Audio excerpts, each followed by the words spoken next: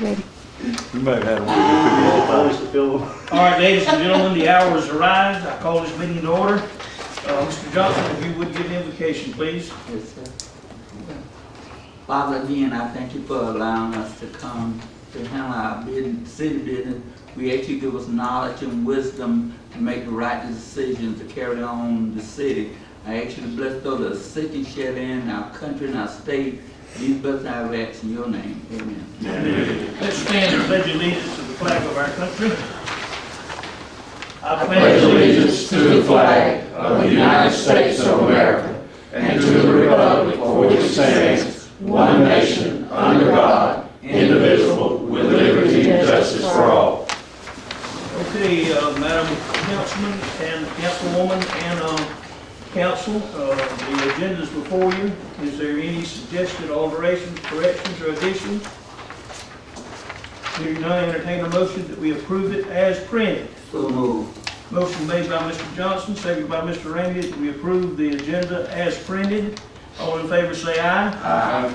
Our work is cut out for us, so let's proceed. We start off on a holy subject. I'm talking about holes in the asphalt. All right, Ms. Bernice, you're good at holy matters. Get started. That's dangerous, Mayor. We have had incidences of potholes as well as manholes and sidewalks within the city. And when I reached out to our insurance company, Ms. Gail Patry with Apex Insurance contacted me, and the adjuster, Ms. Gloria Pope, also contacted me. Attached, you will see a very lengthy email regarding the Georgia code that's applicable to municipalities, because there is immunity from certain liabilities for the cities within the state of Georgia. Also, you will see attached to this a copy with information that she has actually noted in dark square regarding to our insurance policy. And also, there are claims that have been attached for pothole incidences and everything with all the information as to regards to how much how much it would cost to repair it, and so on and so forth. I believe the way, I haven't had a chance to look at that, but you and I talked about it previously. I believe it says if we don't know anything about the pothole, then we're not liable. But if we've been looking at it and somebody's called us and written up a report on it, and if, like Councilwoman Diane says she's been looking at it and dodging it for a month, then we are liable. Yes, sir. So we're liable in a lot of cases. We just got a lot of bad streets, but it's strange that all of a sudden we're beginning to get enough SPLOST money to in our streets SPLOST, and with LMIG, the local maintenance and improvement grant. We just got it in a few days ago. So now we've got, I don't know, I'm estimating with Madam Clerk and I keeping up with the checkbook a little bit on what we've got available. I would say we've got close to $200,000 in funds that we can get the city smelling like asphalt around here. One reason I thought I would have already gotten it going, but if you notice the weather the last 2 or 3 months, the people that were doing the resurfacing couldn't do it. The weather was too wet, we couldn't do it, and several other things. But I think with the sun shining, I think you're going to find that a lot of these potholes are going to be taken care of very soon. Also with the, I'll go ahead and mention while we're talking about potholes, is that all you want to say about it, Madam Clerk? Yes, sir. Okay, while we're talking about potholes, the city streets are very dangerous at night because of striping. And we have in our presence, Santa Claus has come in tonight, and here it is in March, but Santa Claus is among us tonight. He's sitting in the back by Ms. Rhonda Walsh back there on her right. And he's The county has come up with a good bit of available mileage for doing striping in the county. And Santa Claus back there has found out that Hazelhurst is in Jeff Davis County. And that we ought to be considered with some of the allocated funds that come available. I love to give him a hard time, but I do appreciate it. He, Oakley got with me and said, Mayor, we've got a good bit of mileage left and we're going to put new striping, listen to this now, about 10 miles of city streets. Did you hear that? Thank Santa Claus back there. Thank you, Mr. Oakley. Thank you. Thank you, Mr. Oakley. I don't know if I like being compared to Santa Claus. Maybe someone skinnier would be nice, but He started talking that, I thought he was Well, I talking wasn't about me. thinking about that. Yeah, that's what we talked about. I was talking about bringing gifts. Bringing gifts. We do appreciate it very much. And here's what I'd like to suggest, well, I'm not gonna let you by without gouging you a little. Remember that Hazelhurst is the heart of Jeff Davis County, and we are a part of your constituency. So when you're doing things, keep in mind that some money can be spent in Jeff Davis County between the hospital and the big house in here. I think you understand. I'm not worried about that. I apologize. But he's, thank you, Oakley. Before we move on, there was an additional expense in that McCall. Were y'all able to see that? Yeah, we got the What you one, said. two, third building We're now. waiting, I'm waiting to hear from Ms. Gloria Pope on that. Okay. Our deductible for insurance claims. In this case, it may not be a deductible, okay? They may go ahead and pay it. But I do know the next report in regards to Mr. Hayes, that is below our deductible, and I think it's something that the mayor and council needs to handle tonight. Because this incident, if you look back at it, it happened February the 16th, before prior knowledge of what Miss Gail Petrie and Miss Gloria had gotten to me. Is that the young man that we went and jacked up his tire and took it off the hip and No, fixed it? sir, No. no, sir. This is Brother Thurman Hayes. It happened on Burkett Sperry Road. He struck a pothole in the outbound lane, causing the front tire, actually his wife was driving, and her front tire blew out. He did find a used rim, a tire. This cost is less than $450. 460, I believe. Okay, entertain a motion, we pay the man's bill? But before, Huh? can I Yeah. question? Yes. If I look back on what they wrote, didn't it say that before we do this, y'all, we need to talk, because this will come up even when we was on the old city hall, where you set a presidency and You paying have, this time it come out, that we need to let the insurance companies get with us and talk about but it. if you before we buy a go. $1,000 deductible, this tire is less than that, okay? I thought. Yeah, but The that's city, many of it. the city has already set a precedence. We've already set a precedence, not Yeah, good that's nor been- bad, but I'd say we set a precedence. And this one is, less than our deductible, we need to bite the bullet and go ahead and take care of I it. agree. All right, we got a motion by, who made it? Me. Yeah. Mr. Bloodworth, who I seconded it? second. Seconded by Ms. Leggett. Any further discussion about it? Okay, let's vote on it. All in favor of paying the man's repair bill of approximately $400? About 450. 460, 450, 460. Less- Approximately $450? Less than 500. All in favor of paying the man's bill for approximately $450? Raise your right hand, left hand. Okay. All right. Any opposed? No opposition, the motion carried. All right, anything else in that area? Now, since we own this right here, Yes, sir. I was riding the other day, anyway, do we find like our truck routes, or we don't have a truck route in Hazelwood, do we? No, You know, used to the bypass was sort of a truck route. Something but- that won't tear roads up as much. Do you think it's needed for us to at least think about a truck route, something to get these heavy tires off a certain type of road? I think we have someone back there that's over the street department that I feel like if we listen to him as well as Chris, he is the one that actually has to go out and deal with this. And also, I know Mayor Stone does. I get phone calls about it. But I think we need Conrad's input on this right here. Uh-huh. Speak up, Mr. Swain. You have been summoned. You think we need a truck route? Yes, I do. I mean, you get trucks over there by Subway. I have fixed that road 2 or 3 times, and they turn and just push what I fixed right in the ditch. I think we need a truck route.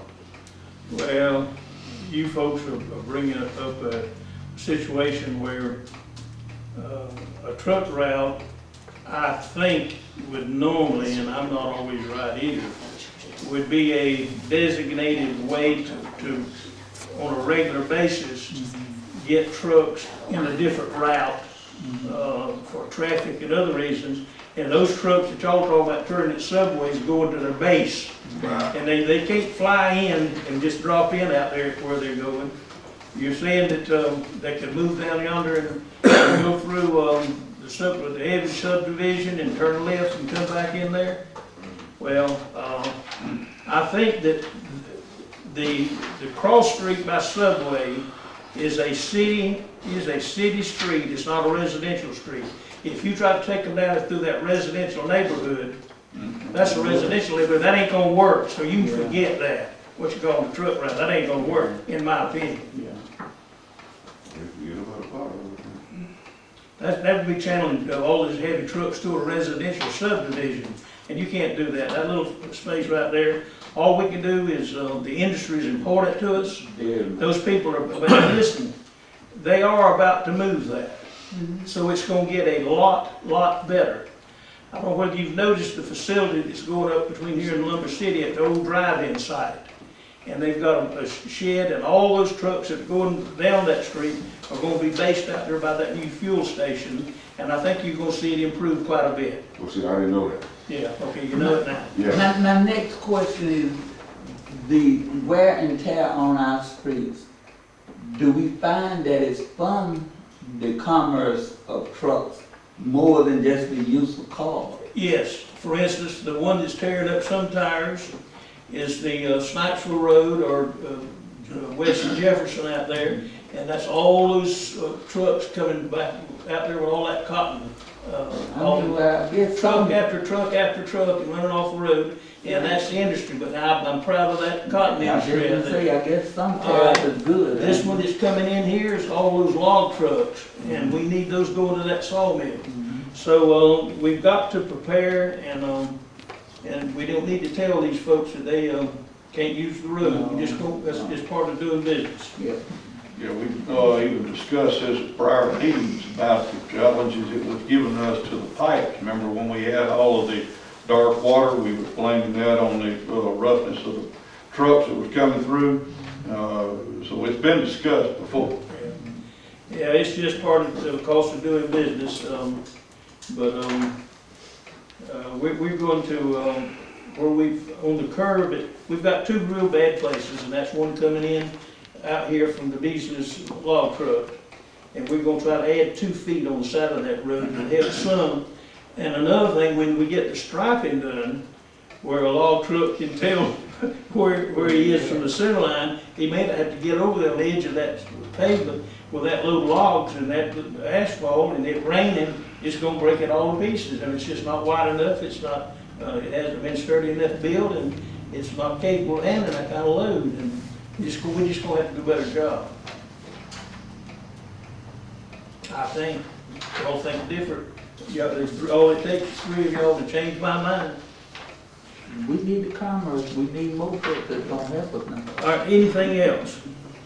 Let's see, with that, I need to mention this. I have told you that we're fixing to do a lot of paving. Oh yeah, while you got sidewalks on there, I'm really interested in this because even though I haven't had a chance to ride much lately, I have occasionally got on my bicycle and made around town a good bit, and I plan to do that again soon. I want to start doing that. And, y'all, the sidewalks in this town are atrocious. If you don't believe it, you will. And there's a lot of places now when we do an intersection and construction goes on, it's designed for handicap and for wheelchair, for bikes and whatnot. And there are places now that is so rough that you'll have to, you can't get off at all to cross the street. You'll have to ride down the block where there's a driveway and get across and come back. It's just a mess. So, I found out that, and you know y'all approved, a month or so ago, maybe 2 months now, the sidewalk, what is it gonna cost us, about $20,000 to do that sidewalk, where the man got killed. And James Benjamin is Jeff Davis County Commissioner, and he's looked at some of this stuff with me, and I think a lot of these cracks were trees that uprooted it and just got it where it's really not safe for somebody to even walk down. There's a few places that if we can accumulate little splosh money right on, street splosh, that we ought to spend a few dollars, in particular where we do have pedestrian traffic, to try to improve our sidewalks. So we do, they're important, and the more foot traffic you have around downtown, you need to take care of your sidewalks, and so it is very important. Now, we've done a great job of getting that sidewalk out to that, those apartments out yonder, and it's being used. We've got some wheelchair people that live out there. We've got a place or two, and I've talked to Conrad, our street superintendent, about, we didn't realize at the time it was real dry time, and it wasn't maybe properly engineered. I did most of the engineering on it, so you can blame me for it. There's a place or two that's low that we gotta get some water draining through it. Now, Conrad, you tell me that you and I can get that done pretty well. But there's a place too where we want to fix it where that water, when it rains heavy, it's got a drain and not coming across the wall. But that is a real, I don't know whether y'all notice it or not, but I do, because I'm in that area pretty often. That new sidewalk out there has got a lot of wheelchair traffic and foot traffic on it too. So that's a good addition. And I know this one that we fixed to do out here will be good too. So we are doing some sidewalk work. Okay, let's move on. One other thing too, Chief Williams is looking at some grant maybe for sidewalk. That's be good. I guarantee you there's more that needs to be done than we got money for, so that'll be great. The one on 341 out there, because I'm reluctant to spend a lot of money on those walks right now, because you know they promised us, and our last meeting, but the meeting before last, we in Atlanta, sitting at a table, the representatives up there came to the table, and I said, when are we gonna get 341 widened? And every time I see him, I hit him, when are we gonna get it widened? And he said, Mayor, we're gonna get everything done this year, and in 2022, it's gonna be under construction. So it won't be under construction this year, but it will next year, so I'm just not spending any money on walks, because we had to tear out some of those walks over there. What else? That's it, sir. All right, what's next?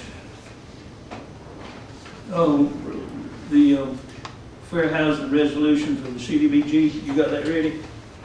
Yes, sir, what we received from, I call them Associate ALGA, but Associates of Local Government, stated that we are interested in the submission of a 2021 CDBG grant, and we have to submit a resolution for the application, plus if she wants it on, and I'm just bringing this to your attention because they want this brought Thursday night for the approval. They mentioned that in the email. Also, with the application, you also have to adopt a fair housing resolution that has to be included for the application. But this will put us in line for a CDBG application for 2021. Y'all do know what we're gonna do now. Does everyone know what we're doing with the 2021, this year's Community Development Block Grant? Does everyone know? Okay, what are we gonna do? That's what, in Southside. That's right. Yes, that's what you're doing. With that lift station where that sewer manhole is floored out in the middle of the street. And we're gonna convert it to a lift station, and it's big enough and capacity to put a pump in there, and and we won't be pumping water out in the middle of the street down there. It's, If this is, it's a wonder we hadn't already got in trouble, isn't it, Mr. Hall? if this is approved, would that, could we improve, I mean, I know we're thinking about the lighting and the sidewalk and all, but we wanna go and get it done. But would that grant cover something like that, like the lighting and the sidewalks and all in that area? Or is this for the water and So sewer? we got, well, all, the money that will be available with the lift station and doing away with another one and all, and the rerouting of sewer lines is gonna take every bit of that money. And we've got the money to do the wall, but we've already. I know, I just wondered if it would have been included in the agreement. What are you talking about too with the lights? So will it have enough money, do we have enough money to put some lighting in there? Georgia Power put all the lights down through there, or out there, and just charge us so much a month for each light. If we put 6 lights, it'll be 6 times, what, $15? No, sir, try about 40 now. No, it's not. Yes, sir. No, it's not. Yes, sir. So We each just light signed now? off on one. I Yeah, they went can up. remember when street lights, we were charged $4 a light. Well, honey, this is now 2021. They went up. That's when they was oil lamp. You need to No contact comment. them. Peanut gallery. Charge. Well, they will charge us $40 a light. The last one we looked at was somewhere between $32 and $40, yes, sir. But now, you remember, I have all kind of figures going through. That's called those LEDs, you'll have. That, thank you. There you I go. think You about got your 2250 a LEDs. regular standard light. Yeah, the LEDs are cheaper to operate. You better check that. What? I say, please check that, bro. Now, I can tell y'all, each year, these lights, I have been here, October will be 6 years. These lights have went up each year. Check it out, let's don't worry about it now, we're gonna be there. Let's just be more careful and check, and if you're right, we'll say yes, we won't question you anymore. I'm gonna hold you to that. Okay. All right, I think it's a little high, but we'll see. All right, let's move on, where are we anyhow? Anybody know? We are to the airport inspection. Now, what about the fair housing resolution, that's I part of covered that the with other, all right, okay. CDBG, yes, Now, oh yeah, if you got that airport, if I got it right here, right here. where's, good question, where's Cody's Cody? not here. Cody's not here. Did y'all read that? At least the folks out there need to know this. This is from the Georgia Department of Transportation Aviation Department. My friend Carol Comer that's helped us get an extension on our runway, on our airport, get a complete taxiway, and now has helped us get $2.3 million in rehabilitating everything out there. So we've been fortunate enough in the last few years to get $6 million of federal and state money to do the airport. And we've got a lot of smart alecks around town that want to know when Delta's going to start coming in out there. And also some of them comment that, what in the world are you doing fooling with an airport? Nobody goes there and uses that airport. And they don't realize that every industry in town, the executives here and yonder fly in, and Beasley's use it all there, and it is, Mary Ann, is the airport busy or not? Good Lord. I mean, it's super busy. You would not believe the traffic. It goes right over our house. Mary Ann lives right at the end of the runway, so she can tell you all about it. That airport is valuable to this community if you're gonna continue to have anything in the way of industry. Here's what, is this the official code requires officers to inspect and license your airport. The airport owner must secure the Georgia airport license if it's open to the public. And then it goes on, they've gone out and inspected, and this is what they found, that it meets the state license requirements for a 20-to-1 clear approach, that it meets the state license requirements for both approaches, and we got a commendation on the condition of our airport. The airport grounds are well maintained. It's obvious that some clearing has taken place. The recent Farewell Taxiway project looks great. It is noted that, it is noted and commended that there were no inoperable runway lights found on the, and really, at night, you would go out there and let me open the gate for you, and you're not supposed to get on the runway, but we'll break the rules. You'd think you was at Atlanta Airport with all the fancy lights out there. Yeah, they got all the new exit here and different colored things going in, so that's a fancy, and I'm proud of that airport. The runway markings are beginning to show some sign. The runway should be remarked. The reason we haven't done that is fixed to redo the whole runway. But at any rate, they wrote us a nice letter and bragged on us, and I wanted Cody to come here and go over it all really, but since he's not here, they bragged on us and Cody in the operation of that airport. And they wrote us a letter of commendation.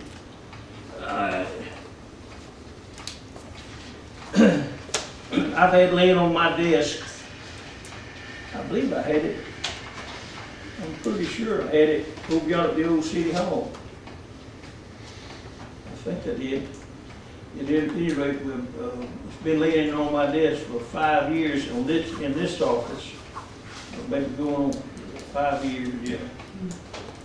A folder with petition forms, and rules and regulations to get a liquor store in Hazelhurst, Georgia. The requirements in order to get it on the ballot, if you put a liquor store in the city of Hazelhurst, the people have to approve it on the ballot.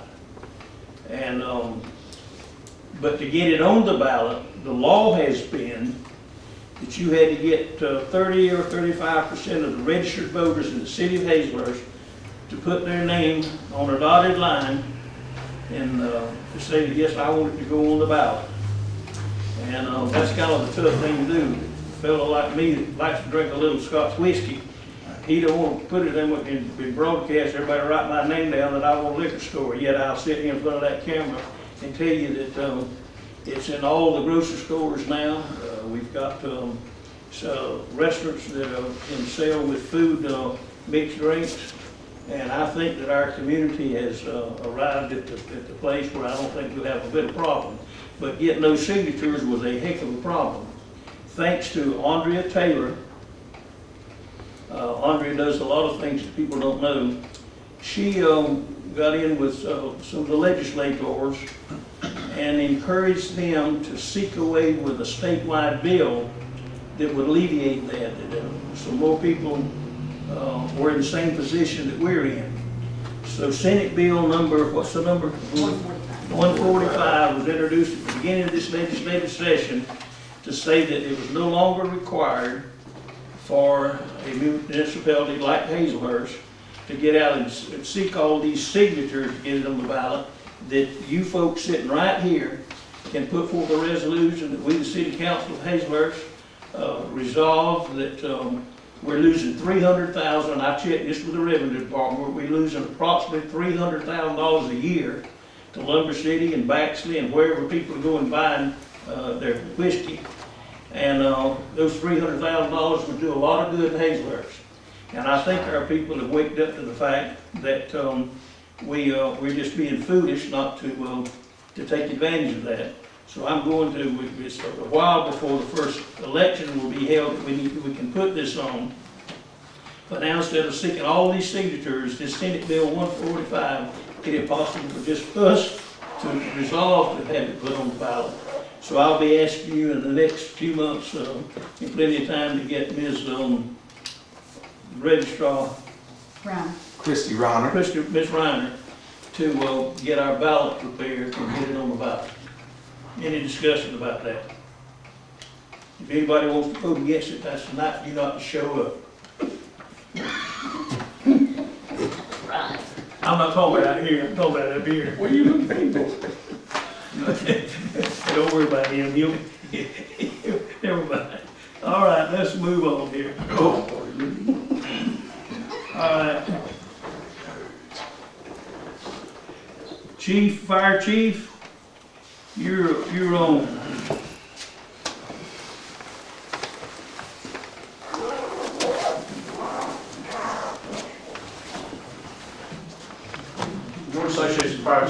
gonna have a conference next Hey, week. We're hey, going back everybody to, listen, what now, start over. our Georgia Association of Fire Chiefs is gonna have our first conference, back in-person conference next week.